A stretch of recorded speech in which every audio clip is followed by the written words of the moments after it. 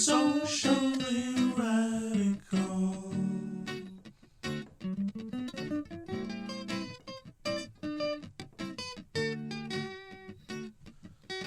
Socially radical.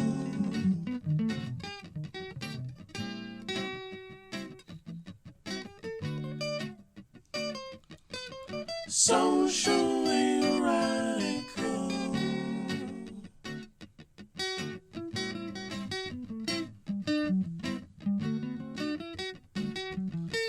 Socially radical.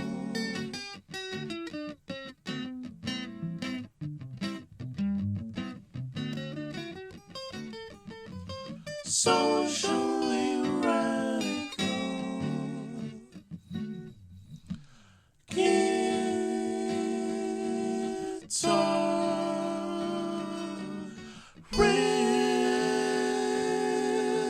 Guitarist.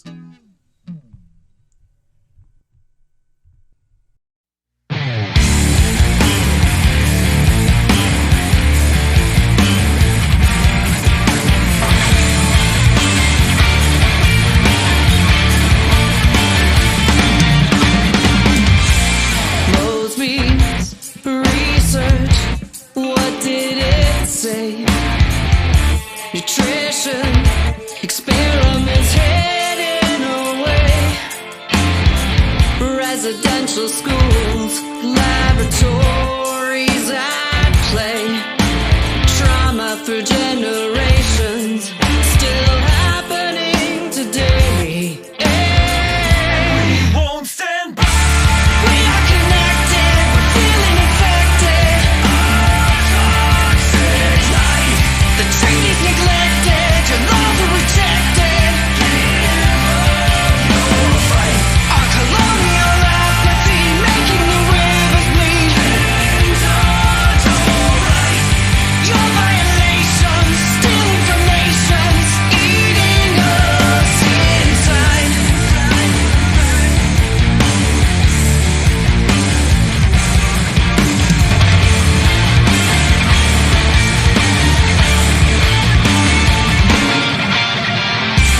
At a Wampascat is screaming, you cover your ears. Poisoning water, wet and fears. Sterilization, your genocidal sins. No concern of yours to find the end out land. And we won't stand by. We are connected.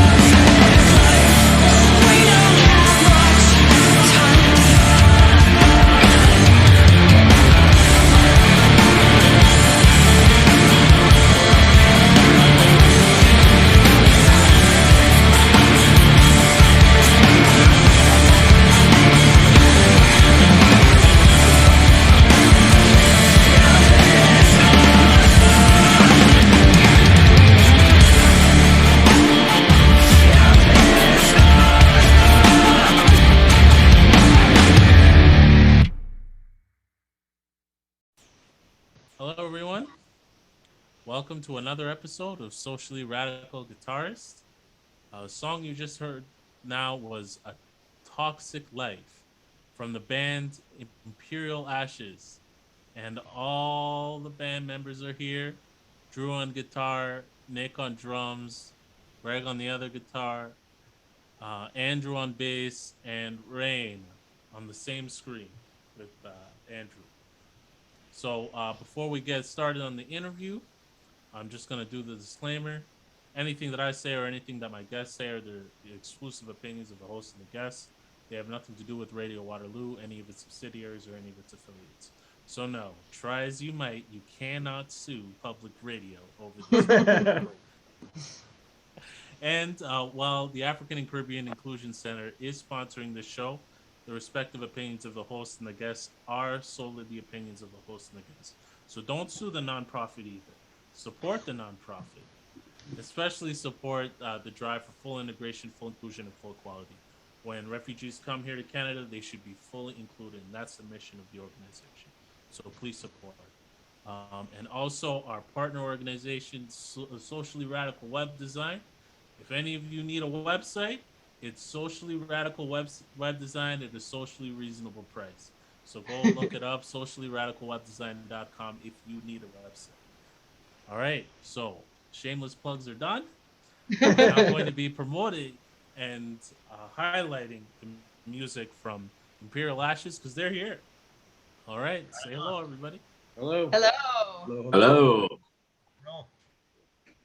All right. So I guess whoever wants to take the question will take up the question. I think actually, you know what? I'll start with Rayna because I want to talk a little bit about you. Based on the biography, your thesis, after writing that thesis, you felt like it seemed like you felt like you hit a brick wall of what you could do, like to impact society. So you went into music. Is that about right? Well, I had always had a background in music. I used to play the guitar and write my own songs, and different than rock, but I did have that experience. And it was actually during the thesis writing process that I was dealing with some pretty heavy topics, and I kept thinking to myself, you know what, like what makes me feel supported is listening to music by people who, get it, who are speaking about the things that, I'm writing about and that I'm learning about. And I had a really hard time finding artists that were doing that. And so it really was about, I started thinking about, I have this knowledge, and there's certain messages that I want to put out there, but at the same time, it was more of an idea to like start a band, especially in the rock genre, to explore those particular topics, and to really use the music for people to support them, for people who want to hear kind of socially conscious music that I felt seemed to be lacking in the rock genre.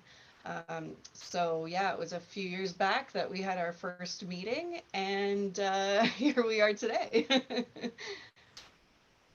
And yeah, that kind of segues into the next thing I wanted to talk about is how everybody got together, what everybody's background is, and everybody just take turns on that if you wish, whatever order you Yeah, feel that comfortable. was a bit of a journey. As Rayna mentions, the early meeting was us three, and then a drummer that we were all friends with at the time was sort of the original lineup. And I don't know, once we started writing some songs and he started to hear how heavy they were, he was like, yeah, I'm not sure this is my jam. So we were then looking for another drummer, and that's where we sort of ran into Nick through rehearsals.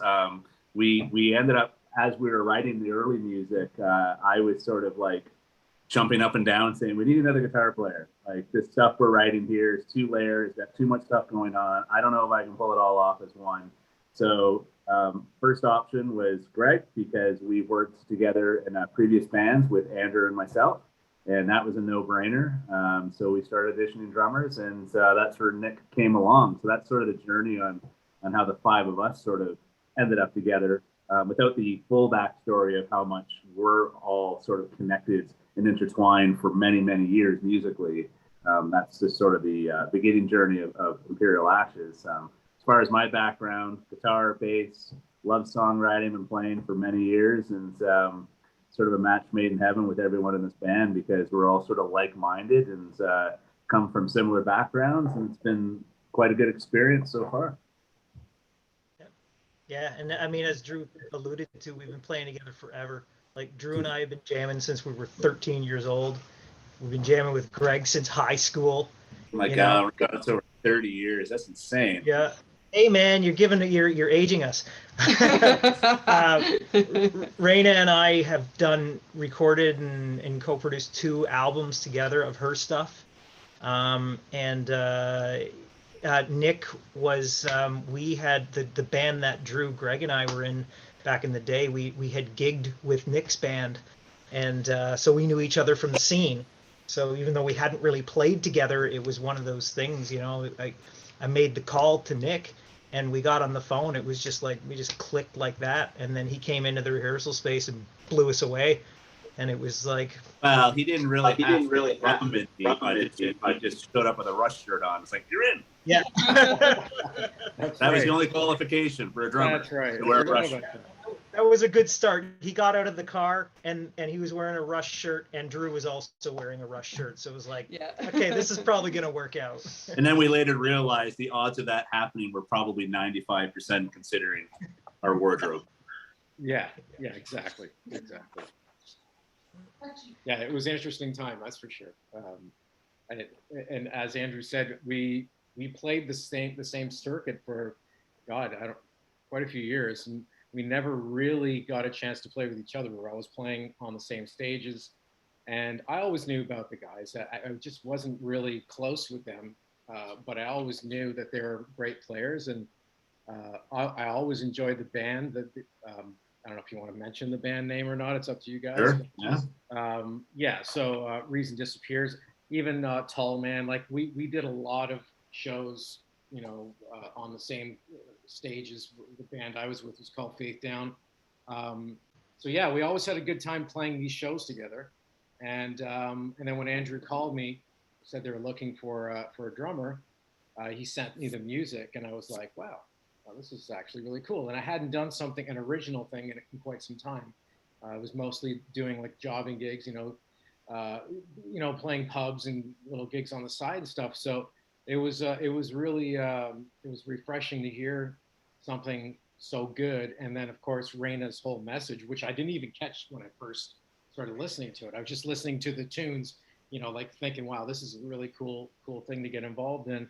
And then there was actually some real heavy stuff that was going on. The message behind it was, something to be heard, and it needed to be, heard by other people as well. So definitely was definitely a good match for all of us to get together, and it worked out. And I think there's a little bit extra story to how I got in the band too, because Drew and I sort of, since back when our bands broke up way back, we decided we didn't want to give up writing music. So him and I probably have recorded about 6-7 albums over the last number of years, and just religiously got together with some beers and sitting down in front of the computer and just writing stuff on the spot most of the time.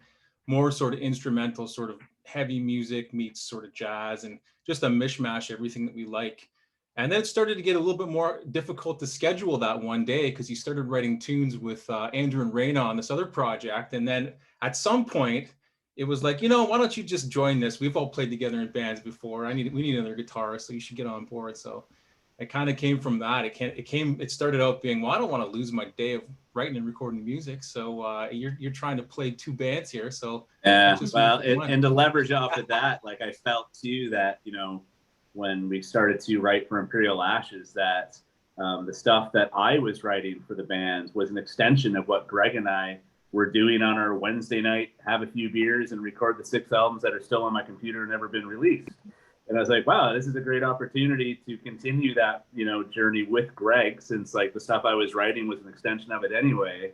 and it might actually get released. And here we are talking about the songs that are being released that, you know, we've all had an opportunity to work really hard on writing. So yeah, that decision for Greg just seemed kind of natural from my perspective as what I was giving the band, because I felt I was already sort of doing Greg's work.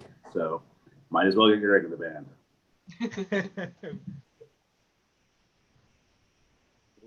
That's a great story about how you met. In fact, it explains the chemistry, that it's long-standing, 30 years of chemistry. That's amazing. And I'm just wondering, how did you manage to get the engineer and the producer to mix the track? Like I saw some great names that your audio team was involved with. Tool, Mastodon, Between the Buried and Me, like really, really, big time bands. That's crazy. How did you manage to meet the production team?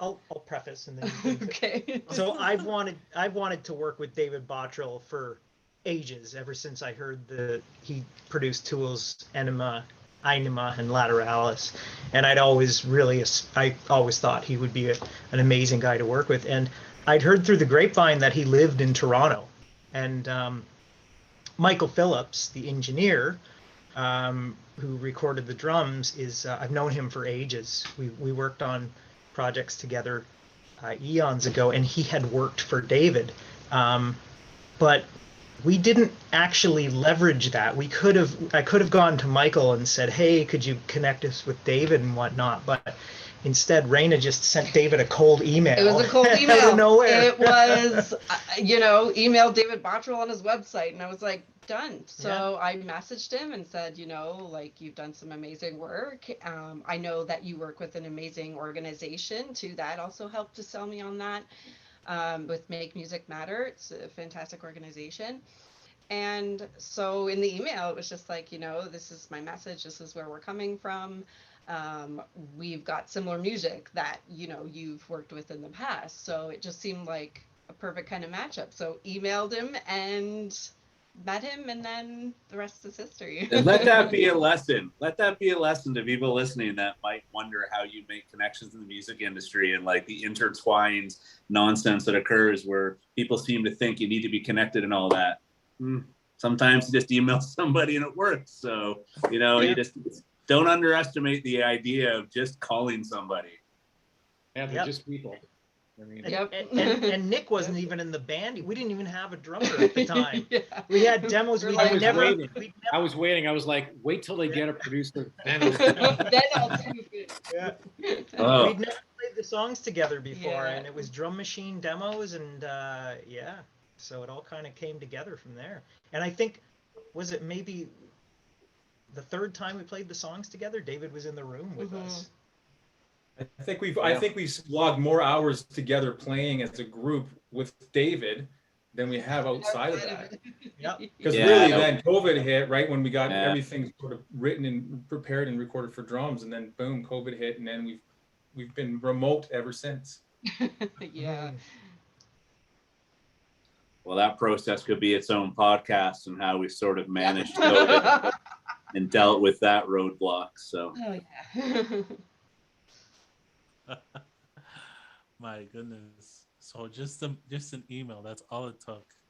Wow. That was it. Yeah. And I totally knew people who knew him and could have gone that route, but that sort of seemed like, I don't know. It sort of seemed like rather than trying to go on connections, it was like, here it is. Here's the merit of what we're doing, and if you like it, you like it. Cool. And he did. So. Well, I mean, to be fair, like it's excellent work. Thank you. Excellent musicianship. I'm sure. It would just be a labor of love to work on that track and to make it and amplify what's already a really good sound. Thanks, man. So right now it's 4 singles. Is there a plan for a full album? And is there a release coming up? Well, that's kind of that's sort of the other part of that story is that we recorded the drums for 10 songs, 9 songs actually, and then the day we were scheduled to go back in to start recording guitar and bass, that's when the world shut down. And so everything just boom. And then it was like limbo for months. And then we were all completely isolated. And we decided during that time that we would write and record a song completely remotely. So that's how Ordinary Lights got into the fold. We just, that song was done completely over file transfer and video conferencing. And so we released that. And then as the pandemic went on and on and on, we thought, well, we should start releasing singles. And so we started finishing the other songs from those drum sessions. And that's where Xenophobic War, Walls, and A Toxic Life come in. And so that's 4 of 10 songs. And so we have another 6 that we're now working to finish up, and we're planning to release the whole thing as a full album sometime this year. No definite date, but hopefully by the summer. All very COVID dependent. It's all, yeah, because things keep opening and closing, and so we get together when we can, and then band members test positive for COVID, and then you have to postpone sessions, and then you have an immunocompromised band member, and you can't leave the house for 2 years. So it's just been a little hard to get together. It's been a challenge, but I'll say, like, when this album is done and out, like the labor of love that went into writing those songs and everything we did to get those together was one thing, but now to think of like the completion of it, we'll just have a whole different storyline behind it that like no one could have predicted when we started this project over 2 years ago. And, Andrew and myself have taken on kind of the rest of the recording as far as like in our home studios, Greg coming to my place to record guitars and Andrew recording bass at his place. And we've really taken it on as our own pet project, which, it wasn't the initial intention 2 years ago, but it's turned into that. And it's just going to have a whole different personal feel to it due to the fact that we've all been so entwined in the inner workings of recording and mixing it even. So it's definitely going to have a whole different feel than what was intended at the beginning. It was going to be more traditional as far as like recording everything and going into a studio and getting someone to mix it and releasing a record and start playing shows, whatever those are now. But now it's just, it's just been completely turned upside down. But I think it's going to have, I think it's going to be more special in the end for sure. I think there's songs where I might play 10% of the parts like I did before when we first wrote them 2 years ago or whenever it was.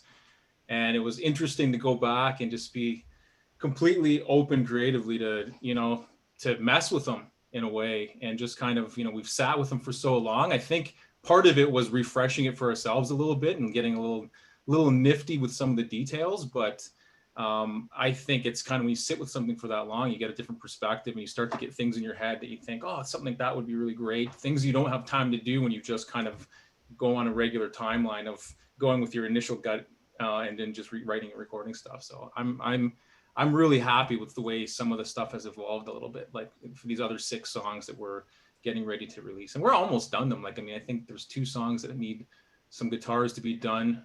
Drew's pretty much done all his stuff and the vocals are done on another chunk. So, it's, we're in the home stretch. So that idea that we could possibly get this out by summer is not far-fetched. It's just, we're still kind of working at like, whenever we can scrape some time together here or there. But I think sitting on it was a good idea because we didn't want it to kind of get old before we had a chance to get a live show together to kind of support the songs. So I think we kind of had to sit on some stuff a little bit too, just in the interest of making sure we could kind of, support the music with something more than just here's a song for you to listen to and then you have the flavor of the week and then people might move on after that. So.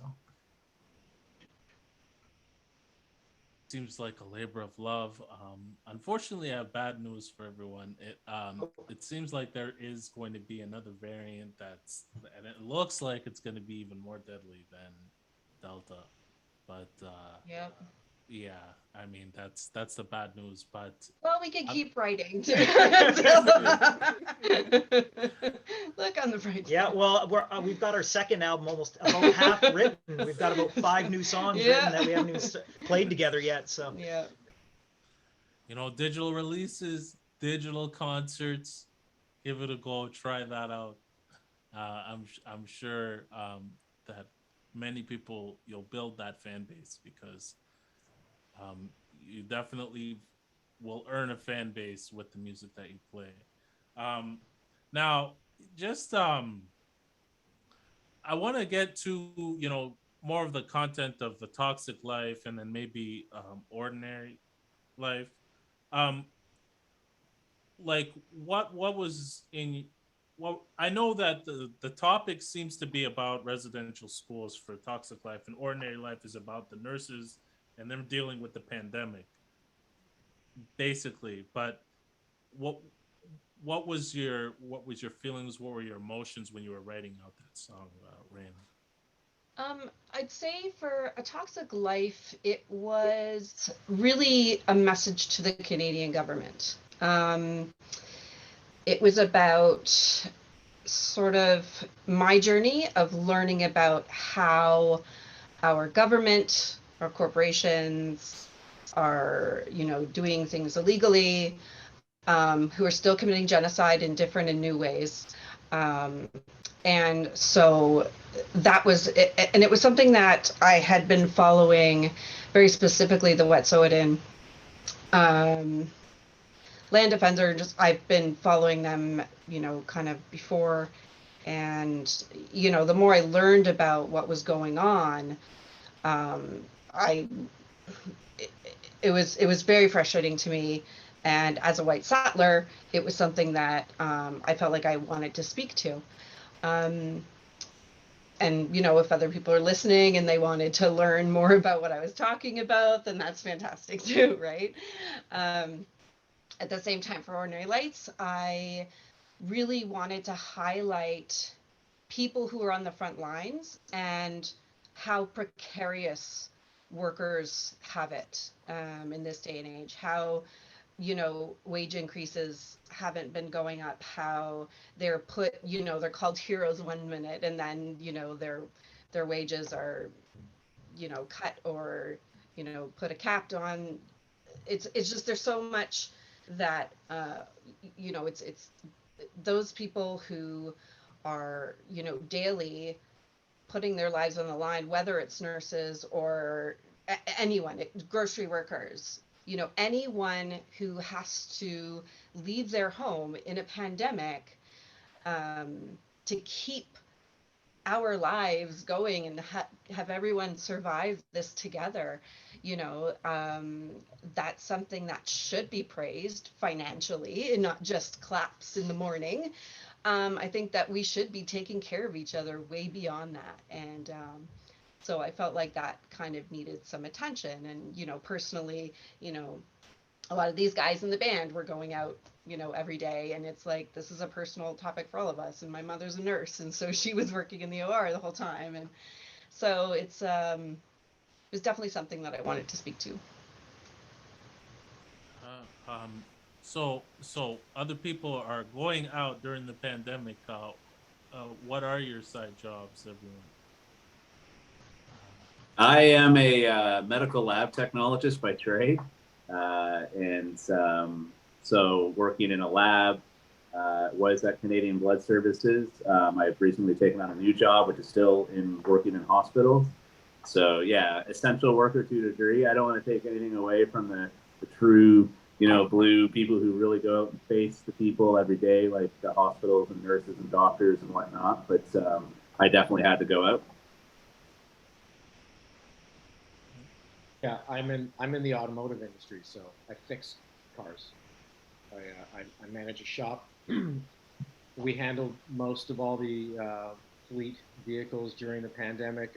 Anything to do with infrastructure, everything was landing on my doorstep. So yeah, I was still do handle that.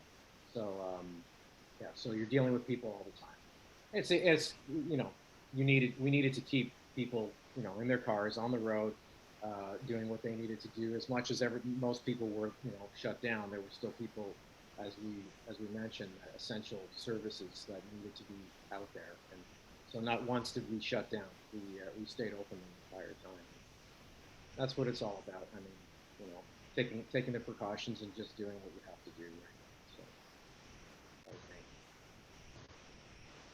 okay. I'm non-essential. I work in the cannabis industry, so Well, it depends on who you People talk would to. argue that. Pretty essential if you ask me. I keep people, but we keep people happy through the troubled times. Yes. No, to be honest, one of the big things that's interesting in my industry that I will say is something I'm proud of in the legalization of cannabis in Canada is that a lot of people have been turning to opioids and things like that during just because of mental health issues and being locked down and everything. And I think cannabis has been a sort of a safe alternative that has helped people to to not necessarily go too far down the road of synthetic opioids and things like that are really bad and they're killing a lot of people. Now, I mean, listen, I have nothing to do with saving those souls. I just happen to work in cannabis, but very non-essential. So that's all I'll have to say. Yeah, I have an office job, but I work from home. So it was good being immunocompromised and being able to stay home. Yeah. Not much really changed. And I had, prior to the pandemic, I had taken on a new career, actually. So I've worked for over a decade as a freelance music producer and composer for film and television. But when I went back to school to finish my music degree a few years ago, and that led me down a road that took me to becoming a registered audiologist. And so I had started working in hearing clinics, and I had been doing that for just under 2 years when the pandemic hit. And so Rayna and I lived together, and because she's immunocompromised, at first everybody got sent home. It was like nobody's going out, and I had the option. I still had income from composing and producing music, and so I had the good fortune of being able to stay home and just work at home for a year and a half until I got vaccinated, and so I'm still doing that, but now back in the audiology world. So That's quite a diverse set of careers for a band that sounds so in sync, so common. It sounds like everybody grew up and has all that chemistry. It's amazing where life will get you and where your friends will end up, even though you went to the same school. yeah. Well, the distance isn't, if it weren't the modern day of file transfer and digital audio workstations, I don't know if this band could exist, because we're all very spread out. Rayna and I are in downtown Toronto. Greg's in Hamilton, Drew's in Oakville, and Nick is in Keswick. Yeah, so I think the distance between Greg and Nick is what, about 125 kilometers between the two of you guys? So rehearsing on a regular basis like we did back in the day when everybody lived in the same house or or within a couple blocks of each other isn't really as feasible. So I mean, and that was part of the concept of the band. Let's use the technology and write music via file transfer, and unfortunately that's mostly what we're doing. but that's the beauty, is we're able to still continue making music without being in the same room. So we're about to go to Ordinary Lights, but just before that, is there one final message that everybody wants to give to our audience, our listeners, just before we go to the song and we end this interview? support live music when it's back. Absolutely. It's something I think we all took for granted, and it's hopefully it's starting to come back, and hopefully that new variant doesn't crush it again. But and so many people, it's their livelihood too. Yeah, and let's all take care of each other. I think that's a really important message that needs to be said at this day and age. that if we just support each other and take care of each other, I think that's a big message that we could use more of, a little more love. Yeah, where would we be without the arts and everybody's locked down and sitting at home watching Netflix or listening to music? It got a lot of people through it, and it continues to do that. You know, it's so important. It's been overlooked, unfortunately, which was very surprising, but it did happen. So I think it's so important that people support music, the arts. I mean, it's medicine for people. You know, it's so necessary all around the entire globe. So that's my message to people. Support it. Yeah, I'm on board with Rayna and Andrew and Nick's message. Really, at the end of the day, being in a band, what more can we say at this point? You know, Rayna tries to push out her messages through our music, which are super important. We use music as that platform, and you know, like Rayna said, you know, just be kind to people, and you know, Andrew said, let's get live music back and going. And I think those two things together are very powerful, and that's kind of what we're trying to focus on right now. We're just stuck in our basements trying to do it. And once we can get out of the basements, we'll hopefully see people for real and actually be able to make this thing real. Because at this point, it just feels like it just lives in my basement. Like me. Yeah, I don't have much of that either, you know. So many people are divided now. Hopefully come out the other end of this pandemic thing, and people can kind of you know, hug it out and get together, and hopefully you know, in the meantime, we try to do some rock and roll to bring people together, and hopefully there's a good message you can take out of it at the end. And you know, at the end of the day, it's about living on the same planet with everyone else and being fair and kind to each other. That is a beautiful message, everyone. So, Imperial Ashes, Ordinary Lights at the intermission. So, stay tuned for that, and we'll be right back.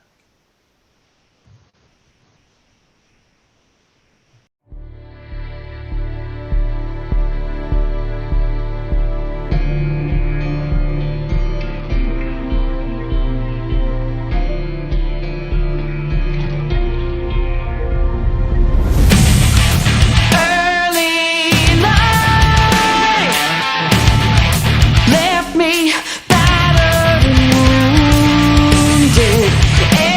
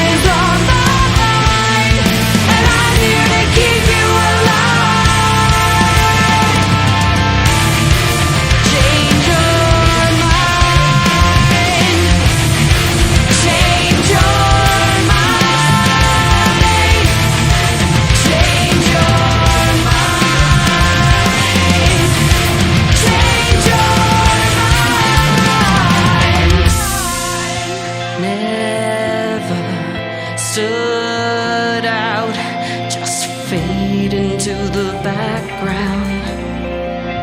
This daily grind keeps wearing me down. Stop looking down with open up deadlines. The time has come for you to change your mind. Every day my life is on the line, and I'm here to keep you alive.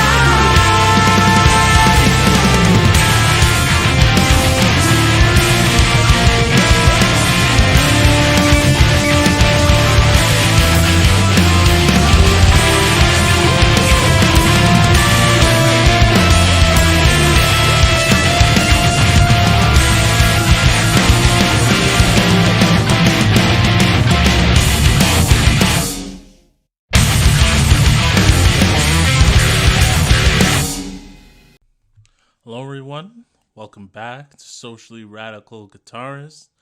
Song you heard just now was from Imperial Ashes, our guest, called Ordinary Light. Great ode to frontline workers and the people that had to suffer during this pandemic, trying to save the lives of those same reactionary idiots that were out on Ottawa, just a week or so ago. Now, let's talk about what the U.S. has deemed to be an unprovoked, unjustified act of aggression against Nazi Ukraine. This is a Nazi government. Let's not kid ourselves here. They were brought up by Nazis. They integrate Nazis into the army. It's Nazi. It's a Nazi government. It's a reactionary, racist government. And they were actually persecuting the same Russians in the Donetsk and Luhansk region as soon as they came into power. It wasn't just the fact that they were willfully suppressing communists that were doubling their vote count every year since 2008. It wasn't just the fact that they were suppressing the Russian language in those majority Russian regions of Donetsk and Luhansk. It was also the fact that they were willfully shelling innocent civilians and killing innocent civilians perpetually since 2014. So when Putin comes out and says, look, they're committing a genocide, it's not from thin air. Biden talks about how tens of thousands of people are going to die from this war. That's already happened. It's been going on for 8 years. This war has been going on for 8 years. Not to mention the fact that they have this complaint about Crimea, which willingly voted against Nazis and for Russia and joined Russia. The Donetsk and Luhansk region wants Russia's support, and in fact also it looks like the majority of them actually want to be part of the Russian Federation because they don't like Nazis either.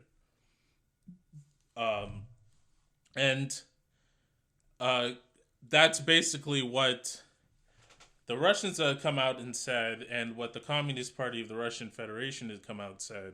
Both Putin, leader of the United Russia, and Communist Party of the Russian Federation, the two major players in Russian politics, they had come out and said, listen, Ukraine can't be allowed to be a Nazi regime that's aligned with NATO. And for people worrying about World War III, the truth is, the harsh truth is that the military actions of Russia right now, in order to prevent Ukraine from joining NATO, are what actually stopped that from happening. If Ukraine was part of NATO, and this is something that Putin had said himself, if Ukraine was part of NATO and they went for Crimea, which is part of Russian territory, that would have immediately invoked uh, Statute 5, I believe, of the North Atlantic Treaty Organization, and that would have incited the nuclear war. So this is the truth. The things that they did with the Georgia, first of all, and the things that they did with Ukraine, first of all, this is factually defensive. It was the U.S. that was putting in military installations, military bases surrounding the Russian Federation, and putting and taking advantage of Ukraine's old nuclear infrastructure. They had nuclear weapons infrastructure from the Cold War, and that country was most likely to be capable of actually having missiles right on the border, nuclear missiles right on the border of Russia. This is the harsh fact. Add to the fact that as an African, by default, I'm on Russia's side. Just because of the history of the Soviet Union and their solidarity with the anti-colonial struggle in Africa all these years. Supporting ANC right from the start, supporting UNITA before they went opportunist, and the MPLA before they, and the MPLA up until they got power. They did have to retreat, and they retreated further because of basically the conditions of what happens when Africa is carved up like that, with the borders not making sense, and fertile land being deliberately cut off from the natural resources in order to integrate and create a synthetic economy. And Tanzania wanting to do a communism that was a little bit different, where they didn't necessarily collectivize agriculture, so it was hard for them to develop. Add to that the other factor, the issue of having a divided, segregated economies where it's arable land and not natural resources, or natural resources and not arable land, that carve up. But the socialist countries were there for the anti-colonial struggle, from the north to the south. So we know who's in the right historically, and based on the history and the present issues now, we know who's in the right now. This is it's a harsh reality. Nobody really wants war, but if you back a country into a corner like that, when they make it clear that they don't want a mutual nuclear suicidal defense pact right on their border, which is really an offensive treaty, and they don't want that right on their border, and the other side refuses to budge, and refusing to adhere to the principle of not sacrificing one nation's defense for another, respecting equality from a practical sense in that way, then this is the result. This is what happens. And the sanctions are not going to do that anything. They have an ally with 1.4 billion people, a country that's rapidly growing, despite the attempts at divesting. They've sanctioned China. Does nothing. They'll sanction Russia too. Does nothing. These countries, for the same reason that they're targeting them, is also the reason why the sanctions don't work. It's because they have an abundance of natural resources in Eurasia, and many of those other countries are aligned with them. And it wouldn't work on Africa or India either if they were united and had a revolutionary orientation in their government, like China does. So these are the facts. This is the history, and these are the contexts in which we see these things happening today. As we approach the final episode of the settler colonial imperialist Euro-imperialist satire. And with that, we're going to close the show with a very, very, very beautiful song, like from a great album, Lun, from Destiny Potato. Alexandra Jamash does excellent singing. David Maxim making those beautiful guitars. And I had a hard time picking which song. But I finally settled on Lost Dreams. So we're going to have the outro, and then we're going to have Lost Dreams from Destiny Potato's album Lun. And then that'll be it. We'll see you next week.